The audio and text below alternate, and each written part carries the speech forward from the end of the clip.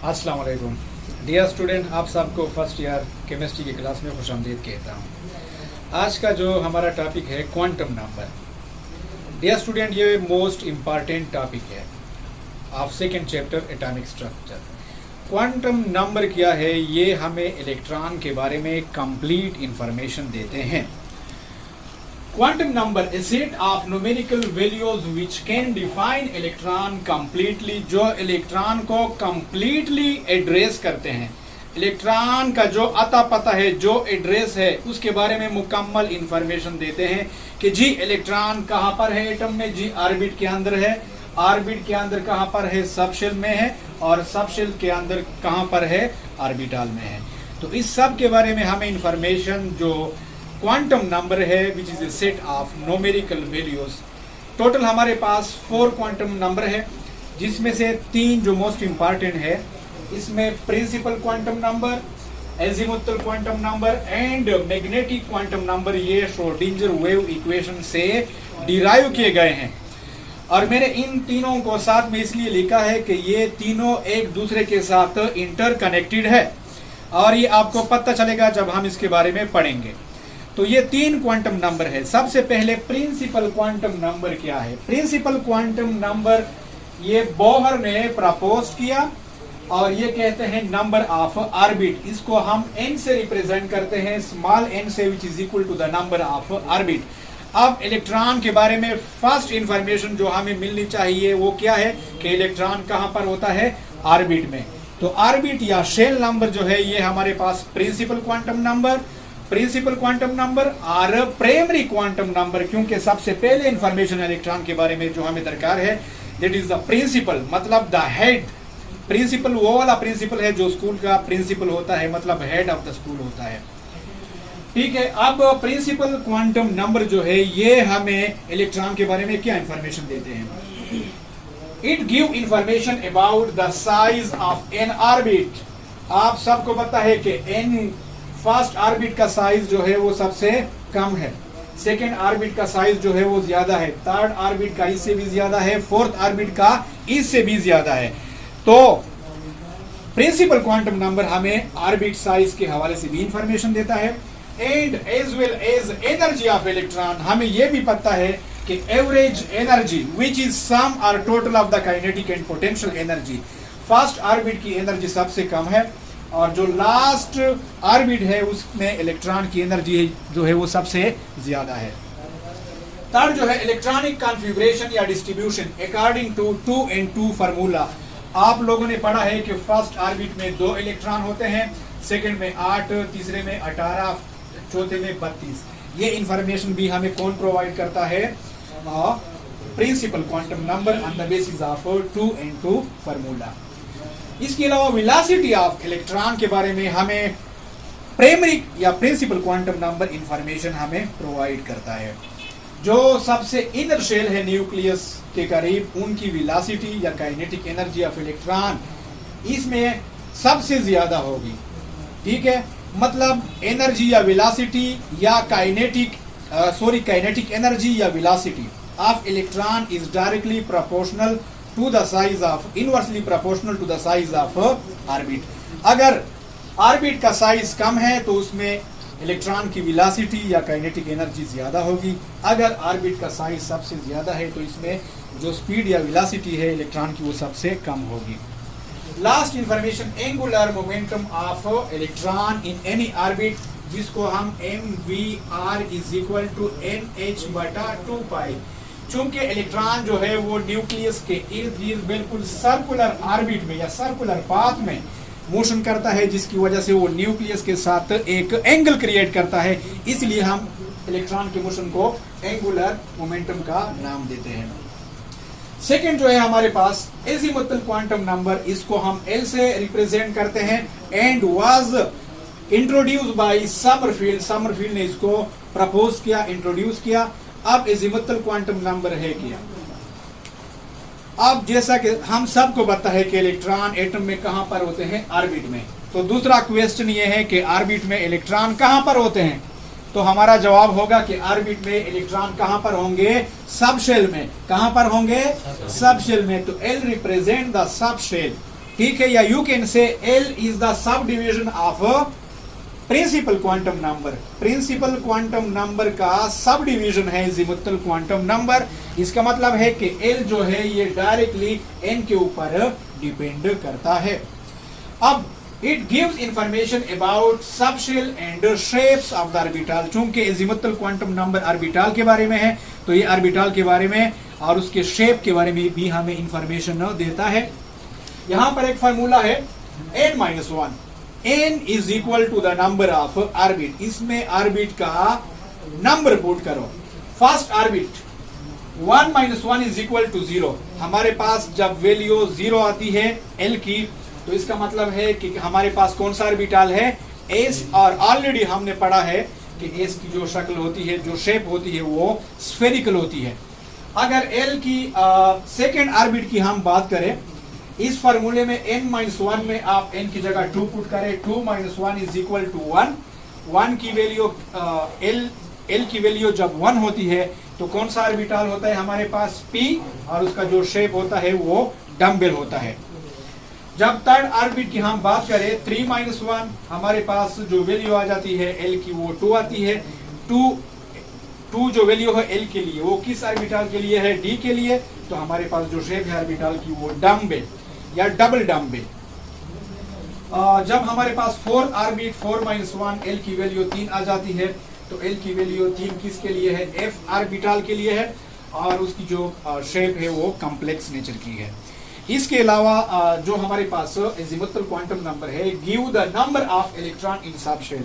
जिस तरह 2n2 formula ने हमें ऑर्बिट में इलेक्ट्रॉन की तादाद बताई, अब अजीमुथल क्वांटम नंबर इसी फार्मूले के तहत सबशेल में इलेक्ट्रॉन की तादाद हमें बताता है।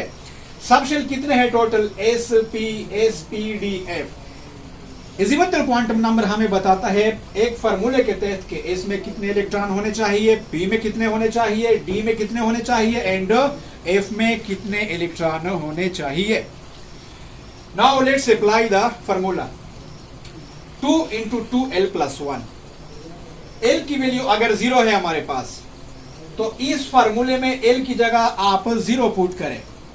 2 × 2l + 1, l की जगह 0 पुट करें तो हमारे पास वैल्यू कितनी आती है, 2। 2 का मतलब है 2 इलेक्ट्रॉन।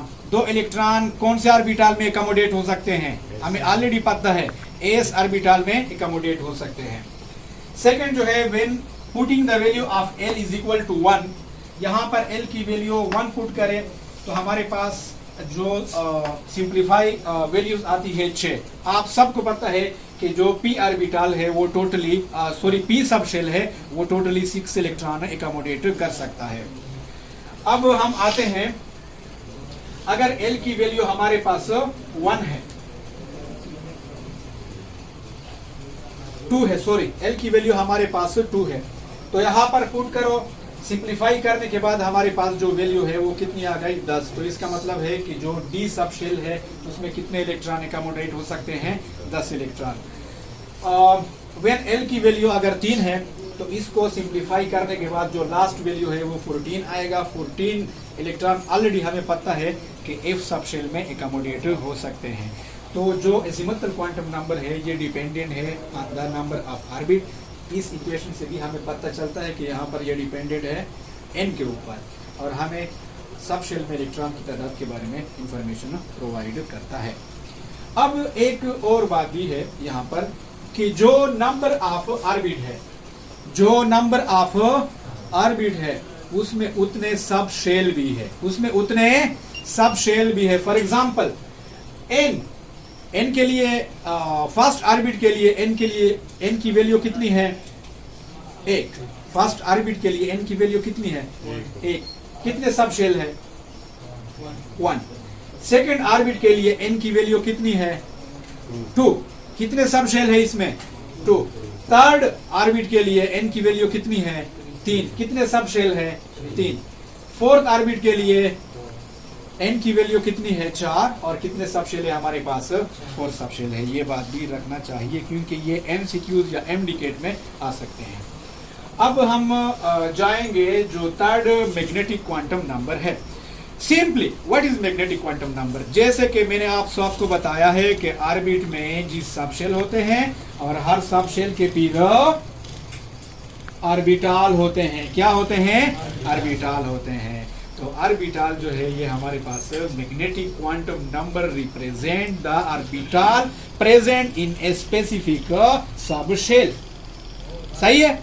यह हमें कैसे पता चलता है? जब हम सब शेल को मैग्नेटिक फील्ड में रखते हैं तो मैग्नेटिक फील्ड की वजह से सब शेल के जो डिफरेंट डीजेनरेट ऑर्बिटल है वो स्प्लिट हो जाते हैं along the different direction। For example P sub shell जो हमारे पास है, अगर हम इसको मैग्नेटिक डायरेक्शन में रख लेते हैं तो जो P ऑर्बिटल है that orient themselves in a different direction along the x axis, y axis and z axis। तो मैग्नेटिक क्वांटम नंबर जो है ये किसी भी सब शेल के ऑर्बिटल के बारे में इंफॉर्मेशन देता है। हमें कैसे पता चला कि एस जो है उसकी कोई ऑर्बिटल नहीं है, मतलब एस जो है वो at the same time orbital भी है, at the same time sub shell भी है। हमें कैसे पता चला कि पी के जो है कितने ऑर्बिटल है? हमारे पास 3 ऑर्बिटल है।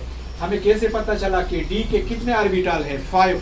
हमें कैसे पता चला कि एफ के कितने ऑर्बिटल है? 7 ऑर्बिटल है। ये सब हमें मैग्नेटिक क्वांटम नंबर से पता चला, जो इलेक्ट्रॉन के मैग्नेटिक बिहेवियर के बारे में हमें इंफॉर्मेशन देते हैं। अब यहाँ पर एक फार्मूला है, for a given N shell M ham a total value is equal to N square.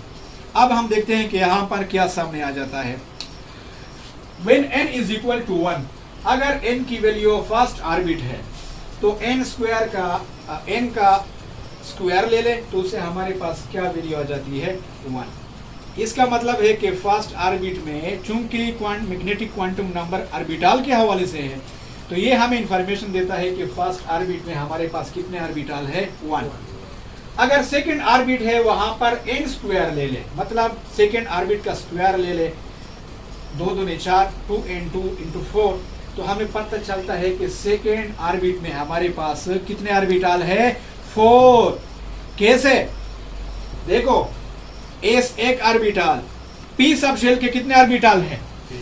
3 जमा 1 4। ठीक है।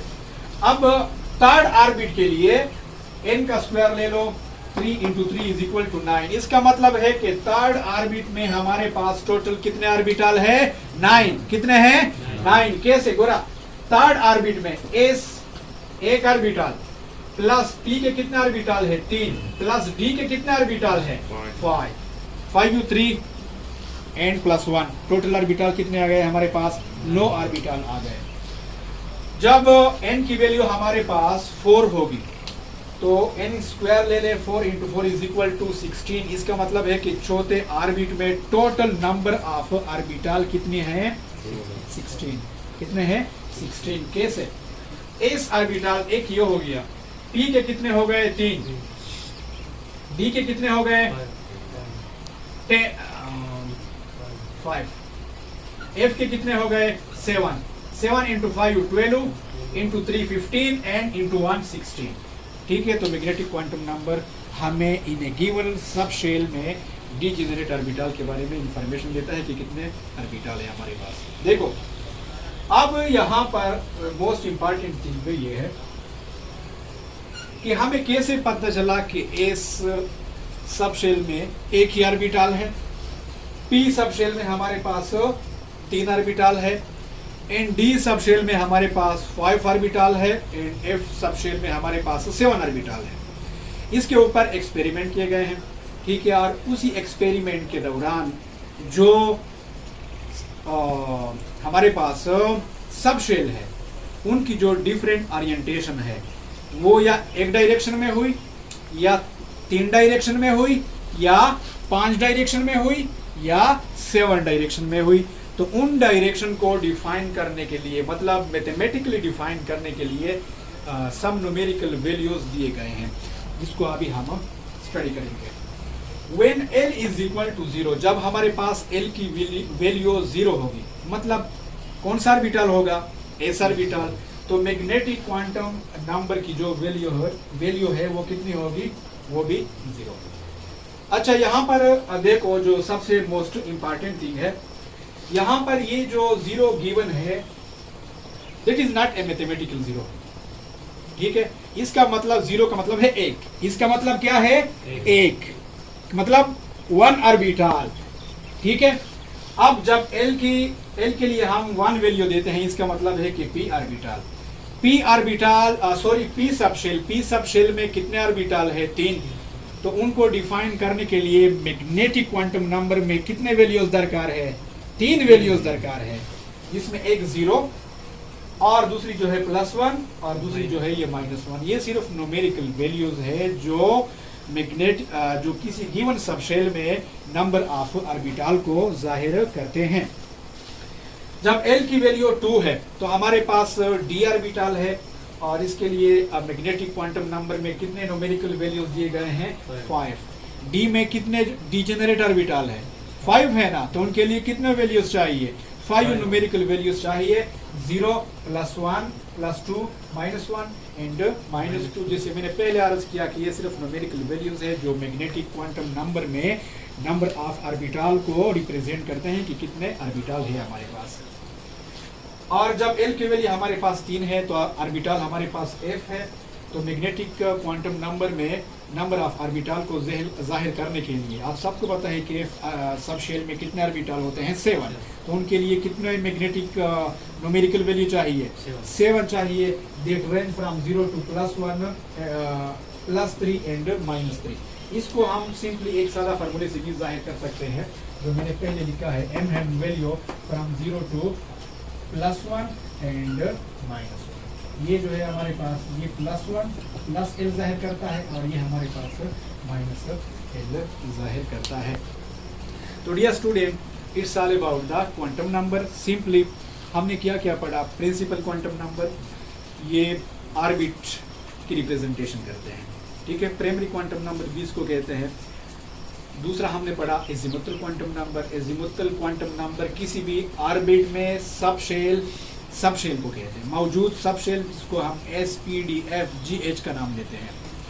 मैग्नेटिक क्वांटम नंबर जो है वो फर्दर सबशेल की स्प्लिटिंग करती है और उसी में मौजूद जो डीजेनरेट ऑर्बिटल है, ठीक है, उसकी तादाद या उसके बारे में इंफॉर्मेशन प्रोवाइड करती है। उम्मीद है कि आपको समझ आई होगी। अब मैं इजाज़त चाहूँगा। Thank you very much.